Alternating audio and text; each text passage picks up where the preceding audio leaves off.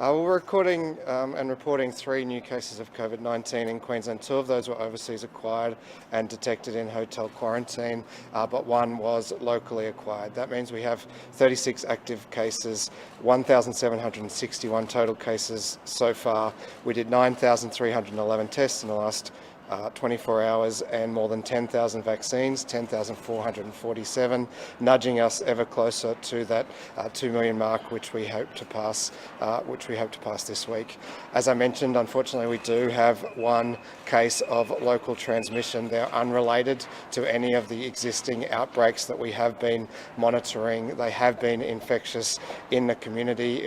It's a Queensland woman who studies in Melbourne. They were at a known contact site in Melbourne on the 10th of July, the Young and Jackson Hotel.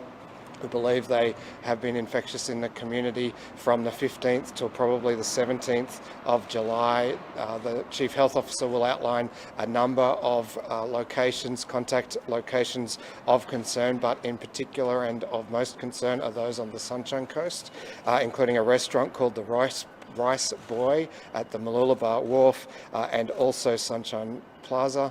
She has also travelled to Cairns and Mareeba, and so we'll be providing further information about possible contact sites there. She was fully vaccinated with both doses of the Pfizer vaccine, but this incident and the risk here underlines just how important the restrictions that we currently have in place are.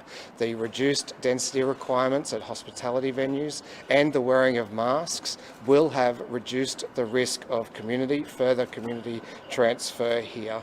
But it is absolutely critical that anyone who has travelled to Victoria, New South Wales or now South Australia monitor those websites for which contact locations are of concern and follow those directions very, very closely, and of course monitor their health very, very closely.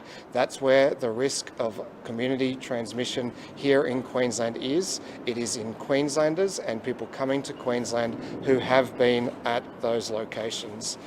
In the last 24 hours we've learned that the Sydney outbreak has spread further into South Australia, and the South Australian Government have implemented restrictions there. We'll be reciprocating those restrictions here in Queensland as we do with all hotspot arrangements.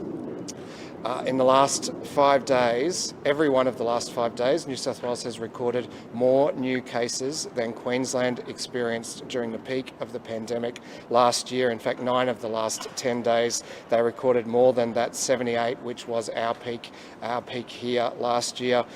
Tragically, now 5 people have died in this outbreak in New South Wales, in Sydney, and you'll recall that we experienced 7 deaths from this deadly virus here in Queensland through the entire pandemic. So it's absolutely tragic to hear of another death in New South Wales. The message really to Queenslanders is now is not the time to be holidaying interstate. If you have plans to holiday interstate, please reconsider them.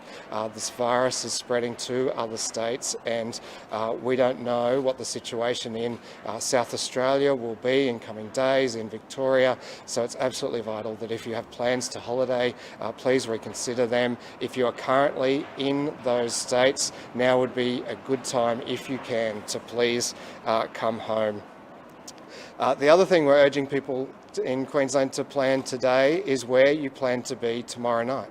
Today is the day to consider where you will be tomorrow night when we hope to win the 2032 Olympics for Queensland. In 2032, imagine watching the opening ceremony and thinking back to where you were the night we won the Olympics. That's what tomorrow night is all about. It's a chance for parents to create that memory for their kids that they will look back on in 2032. So whether you want to watch it at home with your family, whether you want to go to one of the live broadcast sites, and there's many of those throughout the city and the state, if you want to see the fireworks or the concert, head to South Bank or into the city. Tomorrow, we hope, will be a huge and fantastic day for Queensland. The Olympics will bring billions of dollars of investment and many thousands of jobs.